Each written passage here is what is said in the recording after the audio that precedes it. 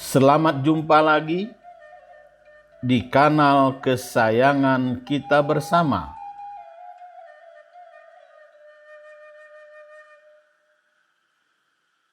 Cipta Usaha Kreatif.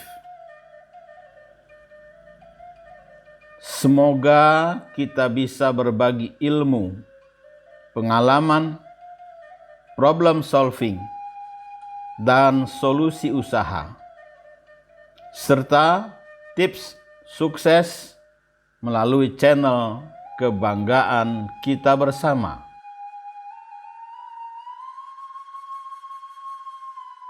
Assalamualaikum warahmatullahi wabarakatuh.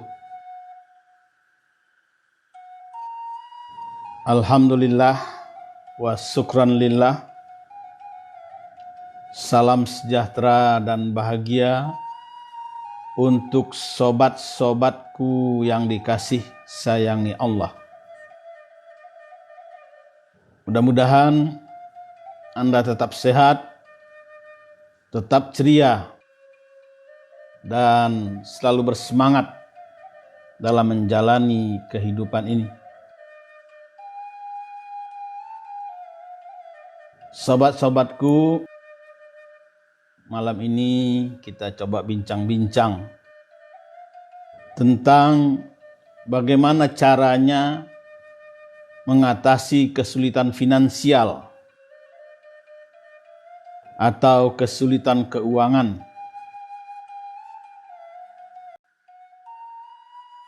Karena belum lama pandemi berlalu, sekarang gonjang-ganjing ekonomi dunia datang menghantui ke Indonesia. Parahnya lagi, dampak perang yang berkepanjangan antara Rusia dan Ukraina telah mengobrak-abrik ekonomi global. Nah, mau tidak mau dampaknya ke kita tentu terasa.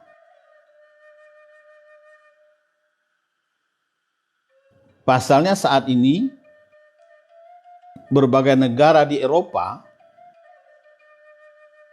itu mengalami krisis pangan, keterbatasan energi, bahkan kelangkaan pupuk untuk pertanian.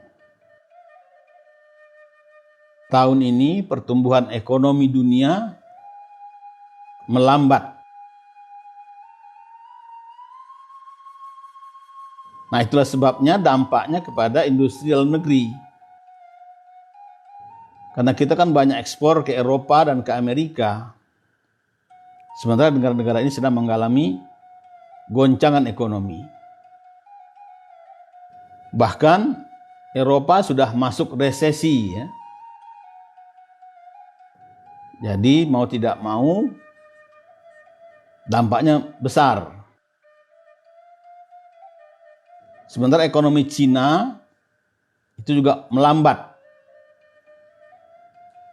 Nah, mau tidak mau lonceng kematian pun berdentang keras di tanah air kita, di dunia industri, manufaktur terutama, ya. Puluhan pabrik diperkirakan bakal tumbang dan sudah ada yang tumbang. Karuan saja sekarang ini badai PHK itu sedang menerjang. Nah, padahal selama 2022 kemarin sudah ada 19 perusahaan teknologi yang melakukan PHK massal. Jadi ribuan orang hari ini menganggur. Nah, jadi bisa dibayangkan teman-teman semua bagaimana kondisi ekonomi saat ini.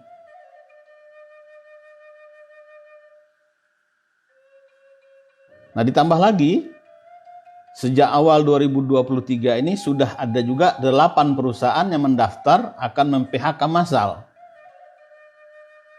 Itu paling sedikit PT Gunung Agung, ya, toko buku Gunung Agung itu sekitar 350 orang. Sementara perusahaan sepatu Puma itu 1000 sekian. Jadi ribuan orang kehilangan pekerjaan. Maka mau tidak mau, pengangguran pun meningkat.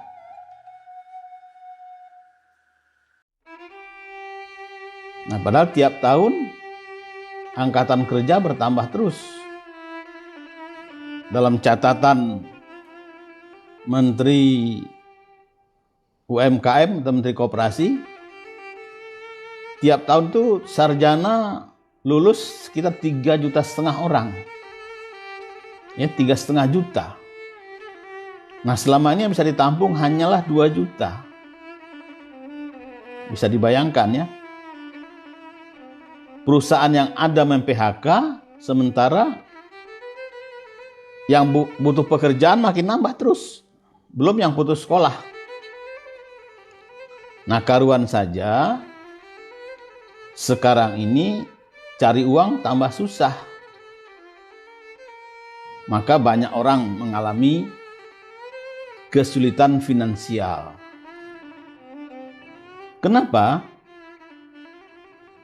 Ya tadi, karena duit tidak ada, kita kena PHK, kerja nggak ada, lapangan kerja nggak ada, yang ada pun di PHK gitu ya. Nah, daya beli masyarakat merosot. Jadi kondisi ekonomi dalam negeri dan kondisi ekonomi global ini telah membuat banyak orang, ya banyak warga, kelas menengah ke bawah terutama, kesulitan dalam menjangkau kebutuhan hidupnya. Nah, saya berdoa, kita semua berdoa, mudah-mudahan Anda tidak termasuk di antaranya. Namun, jika saat ini Anda mengalami krisis keuangan, ya juga nggak usah khawatir. Insya Allah malam ini kita akan dapatkan solusinya. Jadi jangan pula pusing kepala gara-gara nggak punya uang. Apalagi sampai depresi. Karena sebagai orang beriman dan berakal, kita harus yakin sesulit apapun situasi, sesusah apapun kondisi keuangan kita hari ini, pasti ada solusi spiritual untuk setiap masalah. Jadi, apapun masalahnya, selalu ada solusi spiritual untuk menyelesaikannya. Nah, tinggal Anda belajar bagaimana cara mengakseskannya. Sobat-sobatku yang dikasih sayangi Allah. Mungkin selama ini saat menghadapi masalah, baik itu kesehatan, keuangan, atau kesulitan hidup, Anda sering mengandalkan kecerdasan intelektual untuk memecahkannya, untuk menyelesaikannya. Nah, malam ini kami ingin memperkenalkan kepada Anda how to solve a problem with spiritual solution. Nah, itu bahasa kerennya. Ya, bahasa kitanya bagaimana caranya menyelesaikan masalah dengan solusi spiritual. Hanya dengan spiritualitas kita bisa menyelesaikan dan memecahkan masalah yang kita hadapi hari ini, apapun masalahnya. Karena sebagai orang beriman, kita tidak ada jalan buntu. Selama nafas masih lewat hidung, selalu ada solusi. Allah pasti memberi kita jalan keluar atas segala masalah yang kita hadapi. Makanya saya ingin menunjukkan kepada Anda bahwa ada kekuatan spiritual luar biasa di dalam diri Anda. Jadi teman-teman, sobat-sobat yang dikasihi Allah, Anda mempunyai kekuatan sebetulnya. Cuma mungkin belum disadari, belum digali, dan tentu saja belum dikembangkan. Kami akan berusaha untuk membantu, membimbing, menuntun Anda bagaimana menggali potensi diri yang selama ini tersembunyi di dalam diri kita.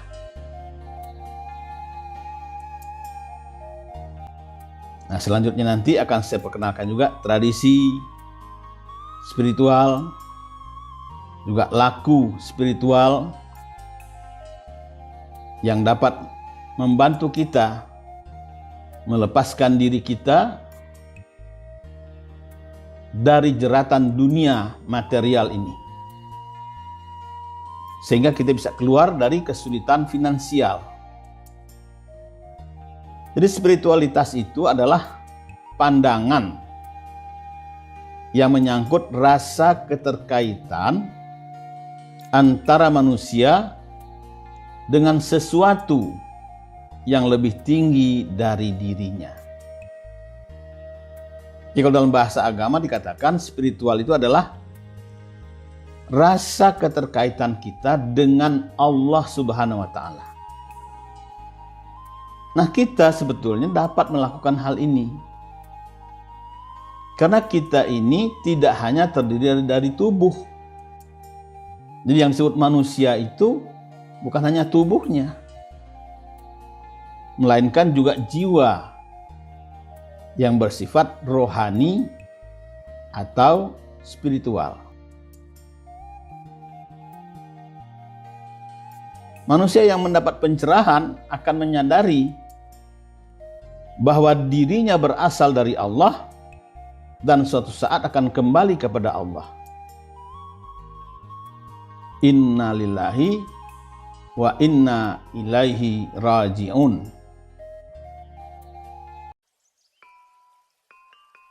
Nah, karena itulah sobat-sobatku yang dikasih sayangi Allah, kita perlu mengenali diri kita sendiri.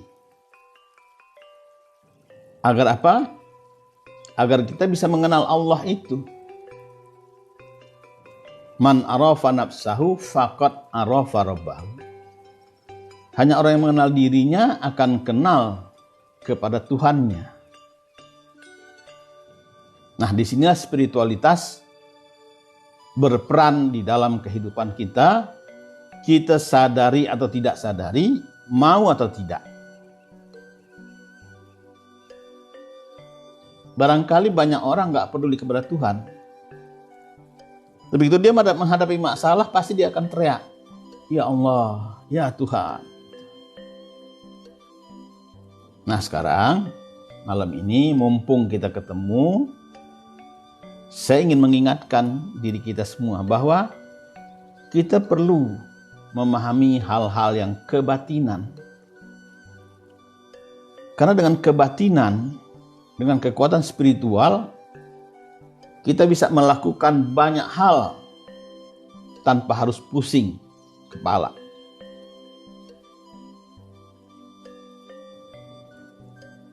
Jadi sobat-sobatku yang dikasih sayang Allah, dengan demikian solusi spiritual yang kami maksud adalah solusi yang bersandar kepada kekuatan yang tak terbatas, yaitu Allah Subhanahu wa Ta'ala.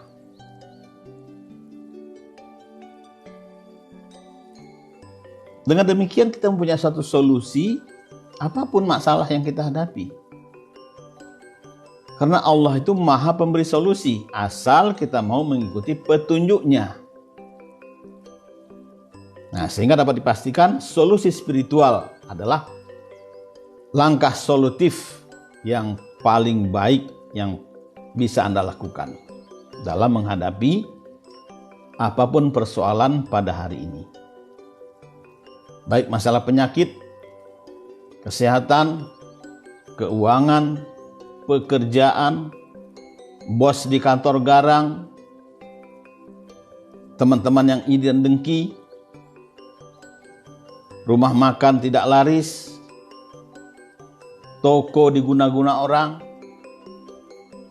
jodoh susah, insya Allah semuanya ada solusi spiritual. Namun sayangnya, seringkali orang-orang yang keimanannya kepada Allah masih sangat minim, tentu memiliki keraguan akan kebenaran petunjuk untuk solusi itu. Apalagi ketika dirinya sudah diselimuti atau didominasi oleh pandang rasionalisme. Nah, sekarang sedang berkembang pesat. Ini hegemoni barat sedang mencengkram kita dengan pandangan rasionalisme dan materialisme yang memandang segala sesuatu yang gaib itu, yang spiritual itu tidak rasional, tidak saintifik, atau tidak ilmiah, maka harus dinafikan. Jadi teman-teman, banyak sekarang ini orang gak percaya kepada hal-hal yang gaib. Padahal Allah Subhanahu wa taala berfirman dalam Al-Qur'an surat Al-Baqarah.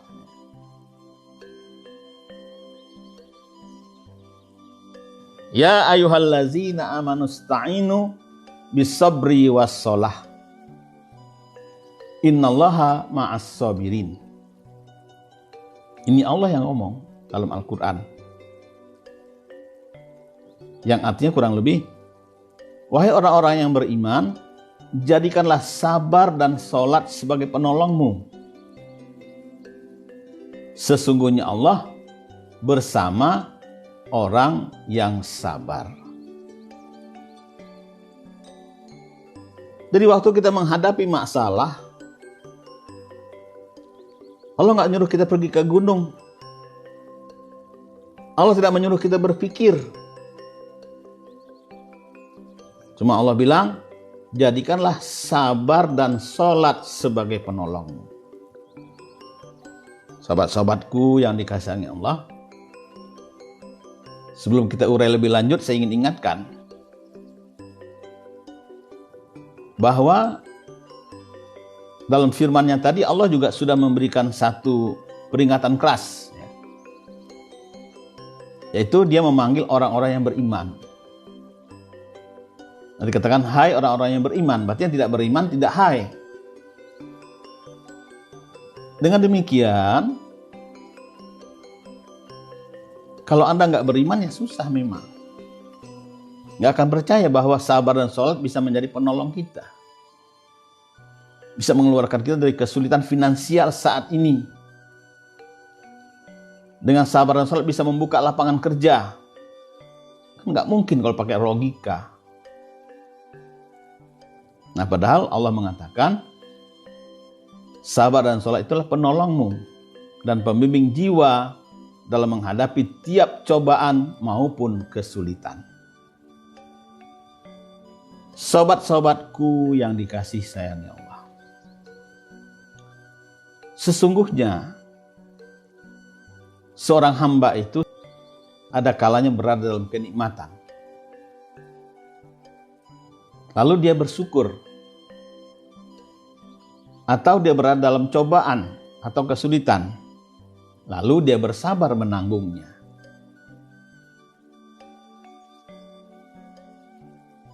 Nah, sabar akan membuat kita sadar bahwa segala sesuatu yang kita hadapi hari ini, penyakit, kesulitan, menghadapi bos yang garang, ini semua tidak terlepas dari izin Allah. Datang dari Allah dan akan kembali ke Allah. Nah, kalau kita sabar, maka dalam kondisi tertimpa musibah atau kesulitan, kita bisa mengontrol emosi kita. Nah, Itu yang pertama, sabar itu gunanya untuk mengontrol emosi kita. Sehingga tidak mengeluh, tidak menyalahkan orang lain, dan juga tidak menyalahkan diri sendiri. Maka kesabaran hakikatnya adalah menahan jiwa agar kita senantiasa berharap keridhaan Allah Subhanahu wa taala semata. Sehingga kesabaran kita bisa menahan kita untuk menjauhi perkara-perkara yang tidak diridhoinya. Nah, setelah kita sabar tadi, lalu Allah menyuruh kita untuk sholat. Sholat adalah cara menyelesaikan masalah dengan memanfaatkan energi ketundukan. Sehingga melalui sholat kita akan menyadari bahwa kita ini makhluk yang lemah. Jadi otak kita ini harus ditundukkan ke lantai. Waktu kita sujud, kita harus mencium tanah. Kenapa? Karena kita ini memang lemah, makhluk yang lemah. Sedangkan Allah Maha Kuat. Kita ini sangat miskin. Sedangkan Allah Maha Kaya. Kita maha kecil, bagaikan debu. Sedangkan Allah itu maha besar.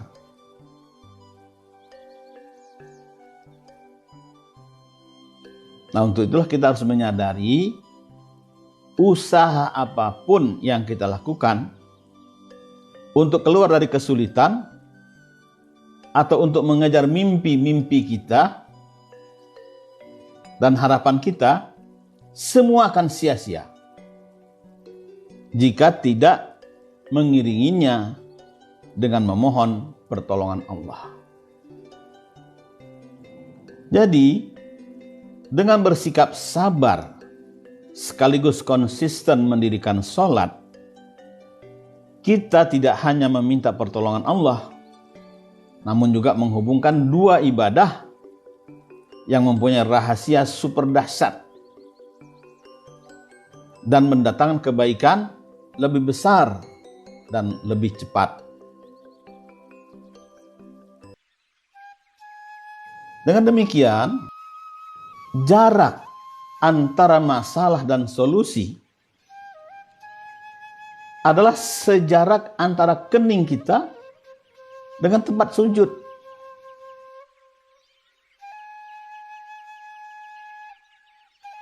Jadi apapun masalah yang Anda hadapi hari ini, begitu Anda sujud, maka orang yang bersujud kepada Allah akan bisa menghadapi masalah dengan penuh keyakinan untuk menyelesaikannya. Jadi ketika kepala ini sudah pusing memikirkan dunia, segeralah berwudu. Ketika tanganmu letih menggapai cita-cita, kok pangkat nggak naik-naik, gaji nggak nambah-nambah, stagnan terus, maka bertakbirlah. Ketika pundakmu tak kuasa memikul amanah, maka bersujudlah pada Allah. Ikhlaskan semuanya dan mendekatlah padanya. Sobat-sobatku, tunduklah di saat yang lain angkuh, supaya kita teguh di saat yang lain runtuh, sehingga kita tegar di saat yang lain terlempar dan terkapar.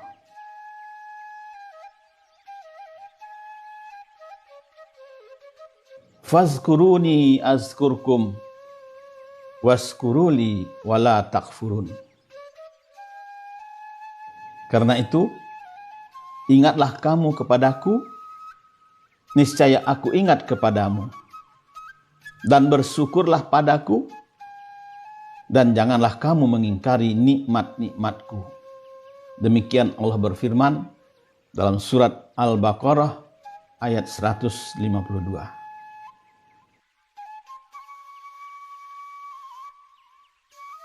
Sobat-sobatku yang dikasih sayangnya Allah, Dia senantiasa bersama kita di mana saja kita berada. Ketika doa kita naik, maka rahmat dan berkahnya turun ke bumi.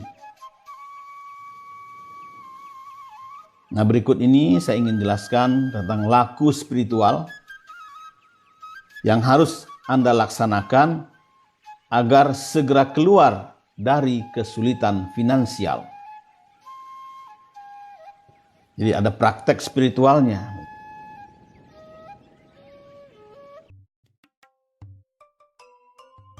Yang pertama, tobat.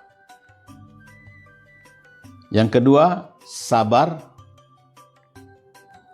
Yang ketiga, sholat tahajud.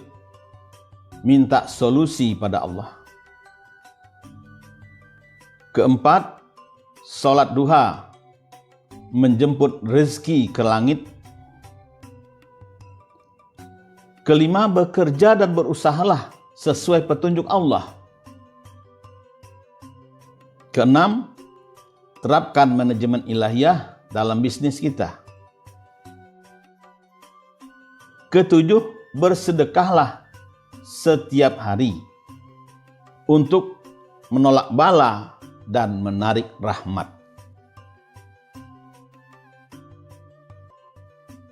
Ketujuh laku spiritual tadi sebenarnya sudah ada saya muat di YouTube channel saya. Jadi saya sangat berharap semoga Anda bisa mempelajari lebih mendalam metode spiritual yang dikembangkan, agar Anda segera keluar dari belitan masalah keuangan, segera sembuh dari penyakit yang sudah menaun. Nah, berikut ini ada doa yang perlu Anda wiridkan atau baca berulang-ulang sebanyak-banyaknya setiap hari dan di bawah pohon yang rindang. Jadi doanya harus dibaca di bawah pohon yang rindang.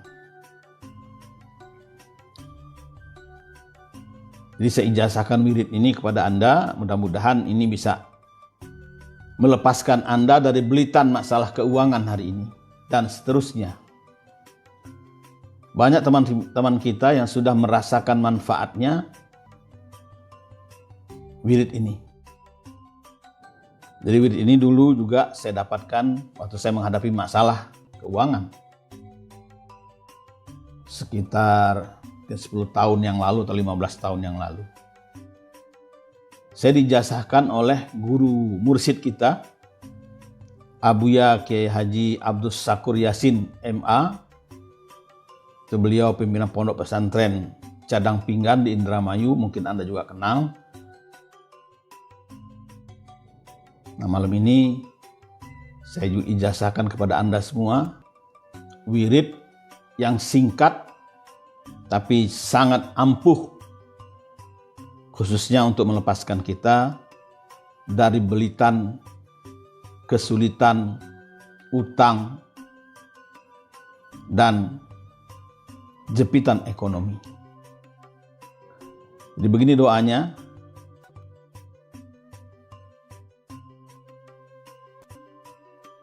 Rabbi inni lima anzalta ilayya min khairin fakir. Ya Rabbku, sesungguhnya aku sangat memerlukan suatu kebaikan yang Engkau turunkan kepadaku. Nah, Anda baca wirid ini dalam hati dengan penuh tawadu, khusyuk, dan pasrah diri sebanyak-banyaknya.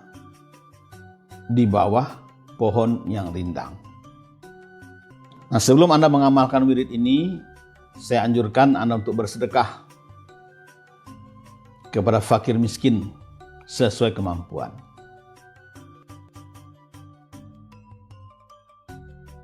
Nah, demikianlah teman-teman kajian kita pada malam hari ini, ya, sekilas tentang bagaimana kita keluar dari kesulitan ekonomi.